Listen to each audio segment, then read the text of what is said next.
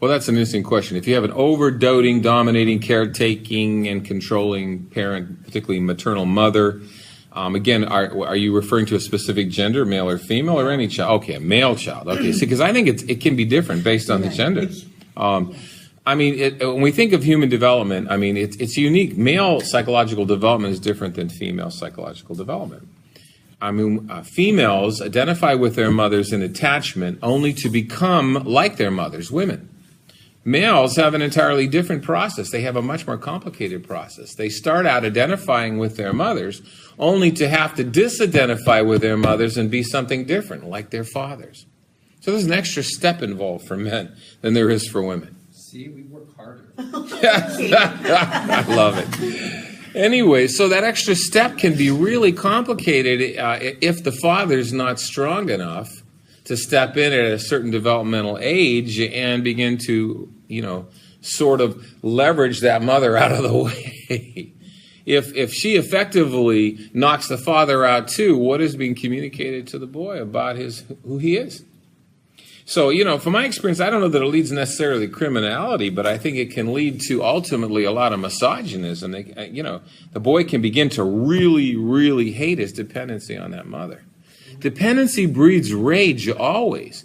When you raise someone to have their hands behind their back and have to be a chick out there taking the food, the morsel from the mother bird, that chick's going to start biting on you at some point.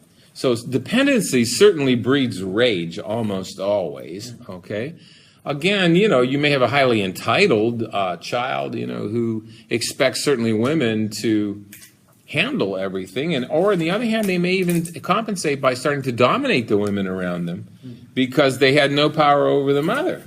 So, again, it's hard to generalize, psychopathology based on that kind of parenting, but I think it's uneven parenting, put it that way.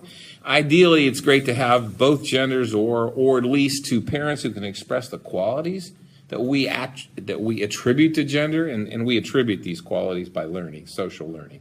Because the truth is you can have strong women and strong men and strong women, or vice versa, any mix thereof. And nowadays, most of the families, we have in the 70th percentile of families in this country are being raised in either non-traditional, single-headed, reblended families. So that 50s image of the family kind of isn't anymore, hardly, I think what is relevant is I think that we do not have, first of all, we don't have a magic answer to predict. I think that's really important. Number two is I think that we do know some things that are really highly relevant. I think that the level of consistency of attachment, is the attachment consistent or is it inconsistent?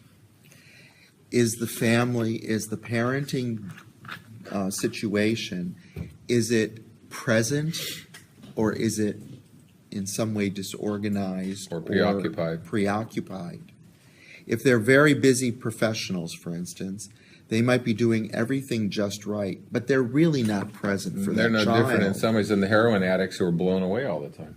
Okay. They're just not there. So I think that those issues of how present and consistent the family structure is, it really does more to talking about what the likelihood of the type of attachment will be. And the third pole of attachment is the educational system. Teachers. Our educational system plays an enormous role in social regulation and social training. Huge. It's the third pole of attachment. Huge. Teachers are in the school systems in general. These are important attachment training and regulators. Our cohorts, our peers, sibling attachment. We're learning that sibling relationships are probably as, if not more important than parental attachment, based on the fact, if no other reason, that they last the longest in life. Siblings are where we learn social justice, how to parse out power and control and access to resource. Our sibling relationships and our cousins, those and the children around us. You can see children raised by one parent and no other adults, or two parents and no other adults. There are kindergarten little Miss Know-it-all tattletale who hides behind the teacher and tries to take the teacher's job. You see that in kindergarten. And I don't think we can ever dismiss just the unique individual child. Yeah. That child might be unusually bright, or they might be unusually struggling with understanding what's going on. And there are factors that can get easily overlooked. A child that isn't recognized as in need of eyeglasses Or hearing deficit. or Sure. having a hearing deficit Sure. can spend several years before it gets recognized for what it really is. And so what happens to them and how they cope with that, and what is their level of resilience? You know, there's another, going back to the nature theory, giving some credence to nature, because we've talked a lot about nurture. Going back to nature, siblings share cells. It's really, there's significant research coming out to show that the baby, for example, baby, has the cells of every sibling because they have been exchanged in uterine in the mother, and the mother's the carrier of every sibling cell. So the baby gets the best and the worst of everybody in terms of the siblings. And that all the siblings carry the cells of mother, grandmother, and maternal uncles and aunties. So we're talking not just genetic relationships, we're talking about actual cellular exchange. This actually comes up in some unusual clinical cases where you have somebody who has a chimera, who has the experience of a child that was lost. A dead twin.